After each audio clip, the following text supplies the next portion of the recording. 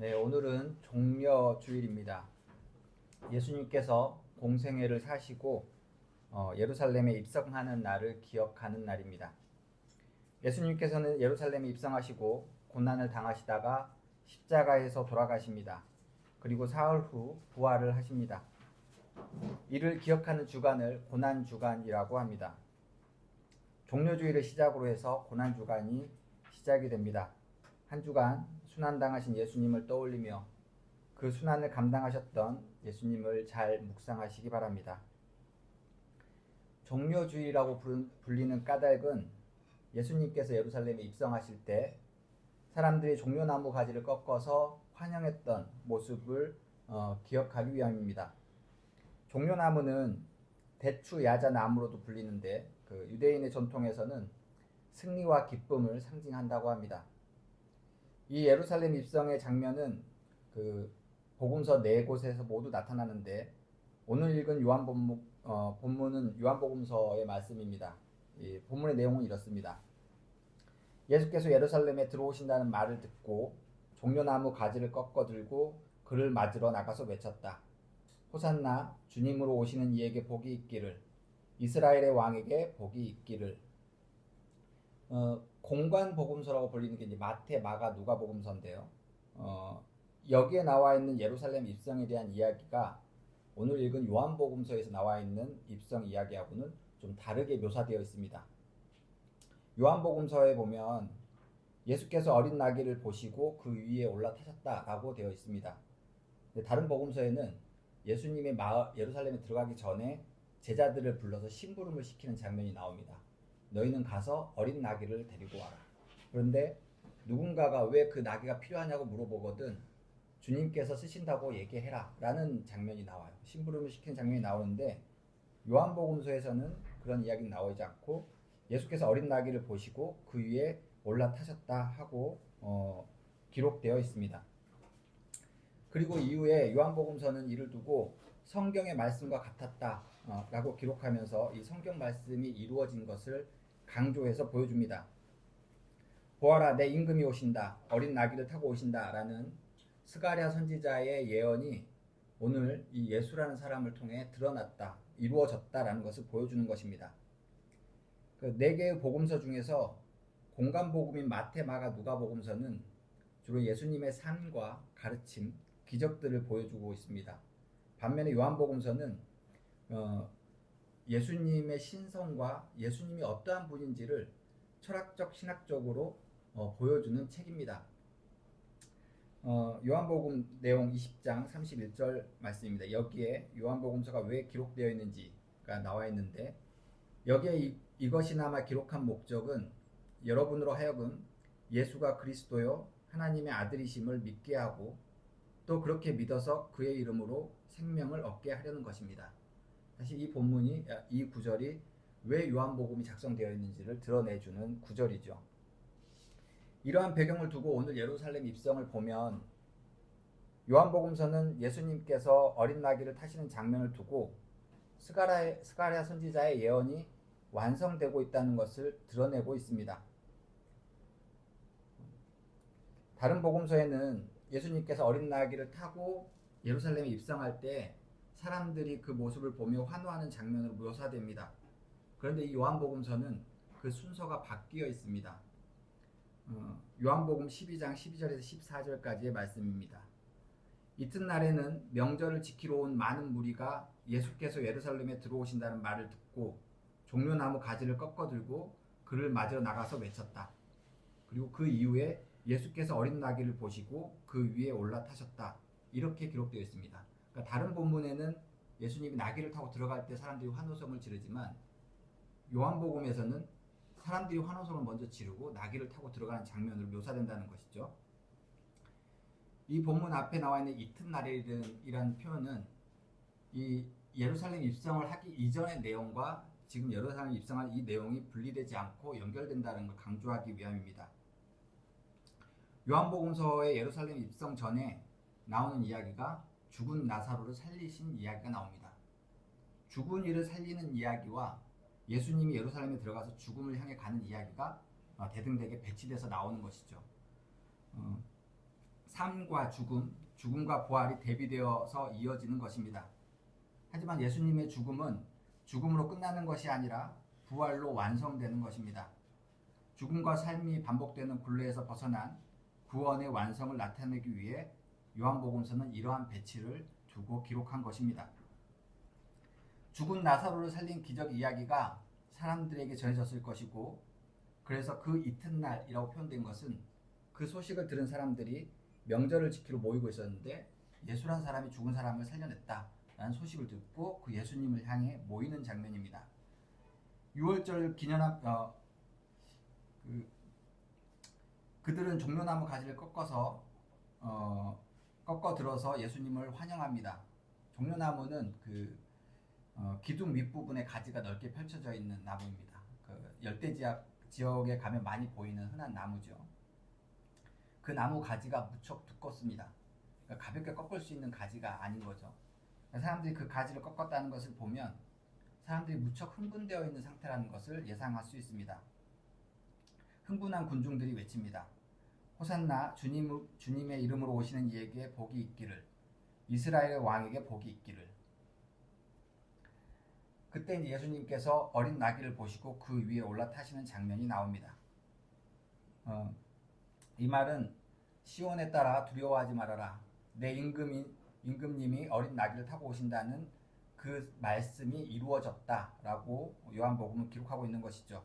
근데 그 뒤에 제자들은 이 말씀을 깨닫지 못하다가 예수님께서 영광을 받으신 뒤에야 깨달았다고 기록하고 있습니다. 예수님께서 영광을 받으셨다는 것은 예수님이 십자가에서 돌아가시고 부활한 것을 의미합니다. 예수님께서 부활하신 후에 예수님이 어린 나귀를 타고 들어온 것을 제자들은 그게 무슨 말씀인지 이해했다는 것입니다. 그러니 예수님이 나귀에 올라타던 그 시점에는 제자들을 비롯한 사람들은 그 영문을 몰랐을 가능성이 크겠죠. 이러한 배경을 두고 저는 예수님께서 나귀를 타시고 예루살렘에 입성하는 모습을 묵상해 보았습니다. 사람들이 모여서 호산나, 나를 구원하실 분, 우리를 구원해 주소서 하고 사람들이 외칠 때 예수님께서 그 어린 나귀를 보고 등에 올라타서 예루살렘에 들어가는 그런 상상들을 하면서 어린 나귀를 바라보는 모습입니다. 유대인의 왕으로 오셨고 자신들이 그토록 기다리던 메시아, 구원자가 나타난 것을 사람들이 환호하기 시작합니다. 죽은 이도 살리시는 분이니 그 어떠한 일도 하실 수 있을 거라는 기대감이 사람들 안에 있었을 것입니다. 사람들이 흥분해서 모여들고 종려나무 가지를 흔들며 환호합니다. 그렇게 격양된 상황에서 예수님께서 어린 나귀의 등에 올라타신 것입니다. 우리가 보통 왕의 행차를 보면 건장한 말 위에 앉아 호의를 받으며 군중 사이를 걸어가는 모습을 떠올릴 수 있습니다. 고대의 왕들이 언제나 말을 탔던 것은 아니라고 합니다. 당시의 말은 귀한 군수물자였고 말의 강한 힘과 빠른 기동력은 전쟁의 상징이었습니다. 반면 나귀는 짐을 옮기며 느긋하게 길을 걷는 습성이 있죠. 그 모습이 순종과 겸손, 평화를 상징하였습니다. 왕이 나귀를 타고 나타났다는 것은 평화의 시대 혹은 평화를 바라는 그 모습을 나귀를 타는 모습으로 드러냈던 것이죠. 예수님께서 타신 어린 나귀는 아직 안장을 채우지 않은 어린 나귀입니다. 그 말은 아직 사람들에 의해서 길들여지지 않은 나귀를 이야기합니다. 그런 탓에 그 어린 나귀는 순수함과 결백을 상징한다고 합니다. 저는 이러한 상징들을 좀 미루어 두고 예수님께서 어린 나귀를 타는 장면과 그렇게 예루살렘으로 들어가는 장면을 상상해 보았습니다. 아직 길들여지지 않은 나귀 등에 나이가 30이 넘은 장정이 올라타는 모습은 꽤나 부자연스럽게 느껴졌습니다. 나귀는 자신의 등에 탄 사람이 불편했을 것이고 얼마나 그 나귀가 힘이 있을지는 모르겠지만 그 걸음걸이가 편안하지는 않았을 것입니다. 그렇게 나귀를 타고 뒤뚱거리며 군중 사이로 걸어가는 모습을 상상해 보면 그 모습이 경건하거나 거룩하다고 여기기는 어려운 장면입니다. 오히려 우스꽝스럽거나 심하게는 수치스러울 수도 있는 장면입니다. 이 모습을 바라보는 사람들을 떠올려 보았습니다. 광대가 공연하는 듯 보이는 그 장면이 재밌거나 우습다고 여기는 사람들도 있었을 것이고 누군가는 불편해하는 사람들도 있었을 것입니다. 유대인의 왕이라는데 메시아이며 구원자라고 하는데 그 모습이 권위적이지 않고 괴짜스럽거나 심하게는 하찮게 보일 수도 있었던 장면입니다. 그런 예수님의 모습이 말씀을 부정하고 신성을 모독하는 것이라고 생각하는 사람들이 있었습니다. 유대교의 종교 지도자들이었습니다. 바리새인이나 사두개인, 대제사장과 같은 사람들입니다. 하나님께서 메시아를 보내주시기로 약속하셨고 그 약속을 기다리는 사람들에게 예수는 경박하고 오만한 부정한 사람으로 비춰졌을 것입니다. 더욱이 그러한 예수라는 인물에 군중들이 현혹되어 호산나 우리를 구원하실 분 하고 외치고 있으니 예수란 유대인 사회에서 제거해야 할 대상으로 여겨졌을 것입니다. 이러한 예수님의 모습을 불편하게 바라보는 또 다른 이들이 있습니다. 바로 로마의 통치자들입니다. 로마는 자신들이 차지한 영토를 법과 질서로 다스린 국가입니다. 폭동을 일으키지 않고 세금만 잘 내면 그들의 자율성을 보장해줬던 국가가 로마였습니다. 로마의 통치자 입장에서는 예수님은 그저 일개 사이비 종교 지도자가 보여주는 해프닝처럼 여겨질 수도 있습니다. 하지만 그를 따르는 무리가 적지 않고 유일신 하느님을 따르며 로마의 통치에 불만을 가지고 있던 유대인들이 많았던 터에 그가 군중을 선동하여 폭동을 일으킨다면 그 또한 귀찮은 일이 됩니다. 로마의 통치자들에게도 예수님은 제거해야 할 대상으로 여겨졌을 것입니다. 이런 정황들을 보고 예수님의 예루살렘 입성을 상상해 보면 예수님이 어린 나귀를 타고 예루살렘에 입성하는 행동은 꽤나 위험한 일이 됩니다. 예수님은 이 사실을 모르고 있었을까? 사실 예수님은 이미 알고 계셨습니다. 그렇기 때문에 자신이 앞으로 닥칠 순환과 부활에 대해 이미 제자들에게 예언을 했던 것입니다. 사람들이 호산나 주님의 이름으로 오신 이에게 복이 있기를 하면서 예수님을 축복할 때 그 군중 속에서 어린 나귀를 바라보시는 예수님의 마음은 어떠하였을까 상상해 보았습니다. 저 나귀를 타고 들어가는 일이 자신의 순환과 죽음을 감당하는 일이라는 것을 예수님은 이미 알고 계셨습니다. 아마도 예수님은 두렵고 긴장된 마음으로 그 나귀 앞에 서 있었을지 모릅니다. 그렇게 서 있는 동안 사람들은 예수님을 축복하며 환호합니다. 사람들은 예수님이 왕이 되어서 그 억압받던 시대가 끝나고 노예의 삶이 아닌 자유인으로 살아가기를 기대했을 것입니다. 자신들을 착취하고 차별하던 세력들을 몰아내고 새로운 왕이 나타나서 동등된 인간으로서의 삶을 살아갈 수 있도록 정의와 공의로 통치해 주기를 기대했을 것입니다. 저는 묵상 중에 군중들의 기대들과 자신이 감당해야 할 순환 사이에 뒤엉킨 여러 감정들을 안고 그 나귀를 바라보시는 예수님의 마음을 살펴보았습니다.